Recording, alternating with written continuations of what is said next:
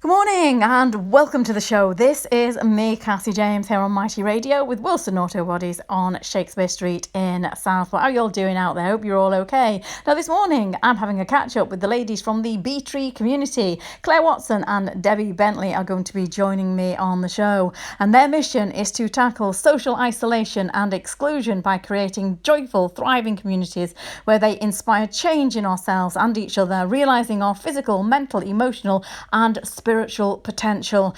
Keep it locked on. That interview is coming right up. This is Mighty Radio. This is me, Cassie James. Now, this morning I'm talking to the ladies from the Btree community. It's their first anniversary, and I've got Clare Watson and Debbie Bentley on the line with me. Now, their mission is to tackle social isolation and exclusion by creating joyful, thriving communities where they inspire change in ourselves and each other, realising our physical, mental, emotional, and spiritual potential. Good morning, ladies. Morning. Good morning, Cassie. Now it's been a while, hasn't it? We keep trying to do these interviews and they don't happen or anything. But tell me what's been happening, because it's your first anniversary. It's a year since you started this community. You're doing absolutely amazing things because I'm following you all the time on Facebook. Tell me what's been happening.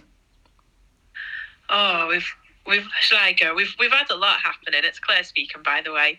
It is our first anniversary, and we've just been reflecting on how far we've come. Really, we're a community, so an online community centre, and we started about a year ago it was an idea that Debbie had just in lockdown, to help bring people who were lonely together, really, over a timetable of different Zoom sessions. So we started off last year doing a 6-week trial of that. We had volunteer hosts, people who we knew, friends and family and whatnot, who came together to host these sessions with us. And it was really, really popular. We had people coming in who they didn't know. Some people didn't know us, some people did, but they all came together in this timetable. You know, we had all sorts: knit and natter, cooking. What did we have last year, Deb? There was book club, yoga, creative writing. There was history, family history. Yeah, all sorts going on in this trial that we had. And that ended, we did a Christmas week as well. That ended in December. And come January, February, our members were asking, when are you coming back? When are you coming back? Because they'd really, really got used to having this social life online, over Zoom, with other people. They'd come to rely on it, really, because it really did make such a positive impact for them and their life, particularly in lockdown as well. So we came back in April this year with a service that is now, we are now online. We have a website. We have a timetable with more sessions added to it, more hosts. We've got more members, although we're still not a huge community. But it's absolutely it's grown into something wonderful over this past year. And I think it was quite emotional for me and Debbie to have this 1-year anniversary because we're still here. We're still here and our members adore it. We adore it, and we really have got this community now where people are joining us, and after a couple of sessions it's like they've always been there with us. It's become something very, very precious to people, I think, in their lives. It's been a wonderful year that we've had.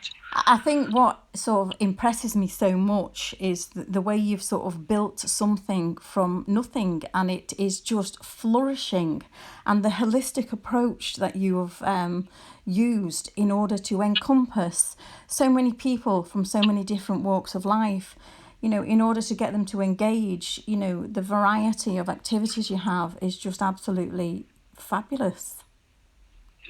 Yeah, we've got 3 new sessions, which are storytelling on a Monday. We have a craft club on a Friday, and we have a Sunday brunch now every other Sunday, which is like a discussion of what's going on in the world, with sandwiches or croissants or a full English, whatever you eat for your breakfast. But absolutely, it's been really lovely because we hoped we would be member-led. Obviously, when we started, we decided what sessions went on because that's how it was. But actually, over the year, what's been really, really lovely is a lot of our members have become hosts, and they've just said, oh, I'd quite like to run a craft group, I'd quite like to run a storytelling group. And it's just been brilliant because we can just, all right then, let's just make it happen. Mm-hmm. So, you hope it will work like this. When we started, we hoped it would, but you never know if it will. And actually, it's just really lovely that it is doing. And that's not just members. We've had people come along and say, oh, do we want to do this group or that group? And it's kind of like, bring your ideas. And we've got an idea for an ESOL group starting soon. So bring your ideas. Well, you're just going from strength to strength, and it is just absolutely amazing to watch. We're going to be right back and talk some more right after this. This is Mighty Radio. This is me, Cassie James, and I'm talking to the ladies from the Btree community who are celebrating their first anniversary. Clare Watson and Debbie Bentley. They were talking to me about what's been happening, what people can expect if they're involved with the Btree community. Now, I want you to tell me, how has the pandemic affected running the Btree? Has it had an effect on it? Has it made it more difficult? Is it hard to recruit members? Talk to me about that. Well, Btree was actually made because it was kind of brought into being because of lockdown, really. So it was an idea that Debbie had, which when lockdown hit and everybody became so used to using Zoom or Teams to talk to each other, we thought, right, let's make this idea a reality now, get it in place while people are making an effort to learn how to use Zoom. The likes of my nan, Debbie's mum, who are both regular members in Btree, didn't have a clue what Zoom was before we taught them how to use it. As did many of our members, but we teach them on a one-to-one basis. We hold sessions to help them get confident on Zoom and therefore be able to use our service as well. The impact it's made for people has been so much more than what I ever thought it would be. So particularly in lockdown and on those cold, dark winter nights, people are coming to Btree, our members are coming into Btree and saying how much it's like a bit of a light in their lives, really. We've got a whole community within Btree, in the sessions, in the WhatsApp groups that go around it.